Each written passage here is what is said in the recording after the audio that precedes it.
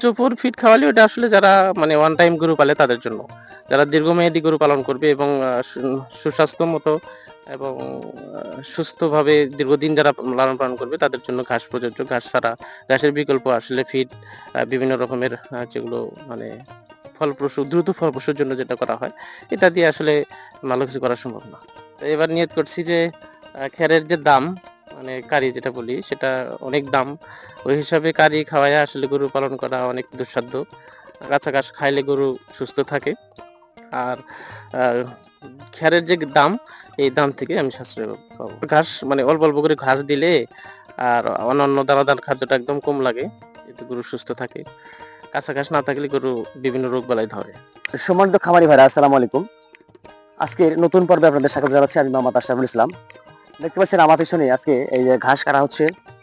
আমার বড় ভাই উনি ঘাসের কাটিং চারা করবেন। তো এই আজকের এই যে ঘাসের যে লেভেলটা দেখতে পাচ্ছেন, প্রত্যেকটা এই যে এটা বলে গিট জয়েন্ট আছে। এই প্রত্যেকটা জয়েন্টে কিন্তু আমি একটু কাছ থেকে দেখাই যে এখন এই যে আমাদের জমিগুলো প্রত্যেকটা গাছই বা এই ঘাসের চারাগুলোর প্রত্যেকটা পয়েন্ট গিট আকারে হয়ে গেছে এবং প্রত্যেকটাই কাটিং হয়ে গেছে।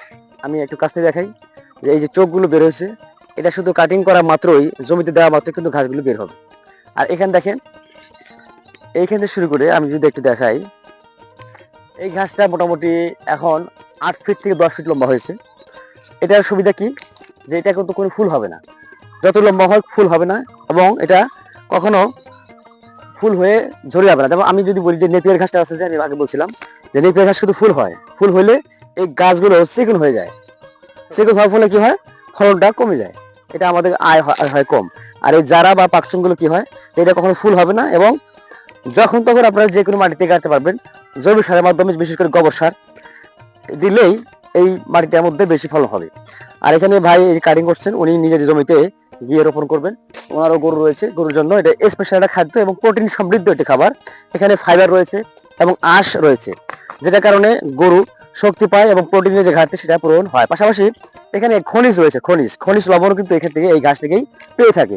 তো কৃষক বন্ধুরা, যারা আপনারা এই ধরনের ঘাস রোপণ করতে চান, তো আমি নিজেও এটা আপনাদেরকে আমি কি বলে দিতে পারবো। সেটা কেমন, যে আমি মাত্র 2 টাকার মূল্যে একটা কাটিং আমি 2 টাকা করে দিব।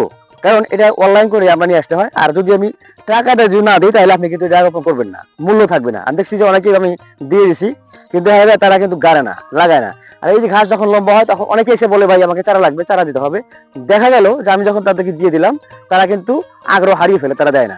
আর যারা দূর থেকে নেবেন তারা অবশ্যই অনলাইনে আমাদের কমেন্ট করতে পারবেন এবং ঠিকানা সহ দিলে বা আপনারা যদি আসেন বা ফোন করেন তাহলে পাবেন। আর এই ধরনের চারা রোপণ করলে কি হবে, আজকে বাজারে খ্যারের যে মূল্য বা খড়ের যে মূল্য, সেটা হচ্ছে যে একটা আটি প্রায় 9 টাকা মূল্য পড়ে। একটা আটি, এরকম একটা আটি 9 টাকা পড়ে। আর বাজার থেকে এখানে আনতে গেলে বা কারো বাড়ি থেকে কিনতে গেলে 9,000 টাকা কাহন, আমাদের দেশে কাহন বলে, এই কাহন কিনতে গেলে 9,000 পরে, যেটা এটাকে ছিল 4,000 বা 3200 3800 এরকম ছিল। সর্বশেষ 7,000 টাকা মতো ছিল, কিন্তু ইদানিং আরো 2,000 টাকা বেড়ে হলো প্রায় 9,000 টাকা। তার মানে একটা আটি এরকম সাইজের 8 টাকা পড়ে বা 8.5 টাকা পড়ে। তো ওই হিসেবে আমরা দেখতে পাচ্ছি যে আমাদের বাসায় গরু রয়েছে মোটামুটি 13টা, বর্তমানে এখন কদিন আসলে 15টা।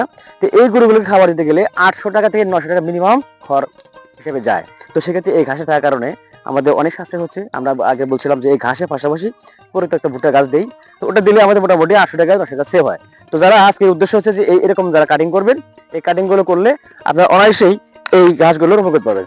আপনি ভাই গাছ লাগাবেন, জি। কত অংশ লাগাবেন? আমি এই ১০ শতক মাটিতে লাগাচ্ছি। 10 শতক। আপনি এর আগে কি চারা নিছেন? এর আগে নিছিলাম কিন্তু ফ্রি পাওয়াতে অবহেলার কারণে আমি আসলে যত্ন করতে পারি নাই। তো এবার নিয়ত করছি যে খ্যারের যে দাম মানে কারি যেটা বলি সেটা অনেক দাম। ওই হিসাবে কারি খাওয়াইয়া আসলে গরু পালন করা অনেক মানে দুঃসাধ্য। এইজন্য নিয়ত করেছি যে ঘাস খাবো। কাঁচা ঘাস খাইলে গরু সুস্থ থাকে। আর আ খ্যারের যে দাম, এই দাম থেকে আমি সাশ্রয় পাবো। চোপর, ভুসি বা ফিট এটা জাতীয় কোনো খাবার খাওয়ান কিনা? এটা আমি আসলে খুব কম খাওয়াই। তারপরেও আমার ঘাস মানে অল্প, অল্প করে ঘাস দিলে আর অন্যান্য দানাদার খাদ্যটা একদম কম লাগে। এতে গরু সুস্থ থাকে। কাঁচা ঘাস না থাকলে গরু বিভিন্ন রোগবালাই ধরে। তো আপনি প্রাথমিকভাবে কত শতাংশ জমিতে লাগাবেন? ১০ শতাংশ এখন লাগাচ্ছি। আর সামনে আরেকটু জায়গা আছে, ওইটাও ঠিকঠাক করে ওখানেও লাগাবো।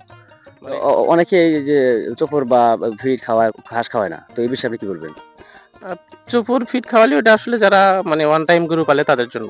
যারা দীর্ঘমেয়াদী গরু পালন করবে এবং সুস্বাস্থ্যমত এবং সুস্থভাবে দীর্ঘদিন যারা লালন পালন করবে তাদের জন্য ঘাস প্রযোজ্য। ঘাস ছাড়া ঘাসের বিকল্প আসলে ফিড বিভিন্ন রকমের যেগুলো মানে ফলপ্রসূ দ্রুত ফলপ্রসূর জন্য যেটা করা হয়, এটা দিয়ে আসলে ভালো কিছু করা সম্ভব না।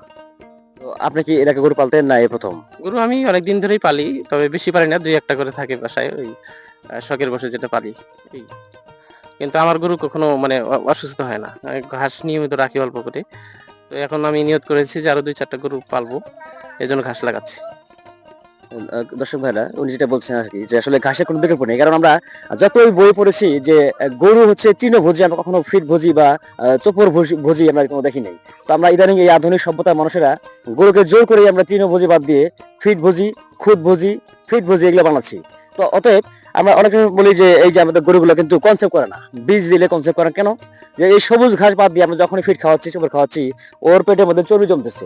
যে কারণে আমরা ১২ বার, ১৩ বার, ৮ বার বীজ দেওয়ার পরেও বীজ কনসেপ্ট করে না। তাহলে আমি পরামর্শ দিচ্ছি এরকম যে এরকম সবুজ ঘাস খাওয়ান, দেখবেন যে এই গরুটাই প্রথম বীজ দিলেই দেখবেন যে আপনি গরুটা কনসেপ্ট করবে। তাহলে কি হবে? টাকা সাশ্রয় হবে। একটা বীজ দিতে গেলে কত লাগে? ৪৫০-৫০০ টাকা নেয়।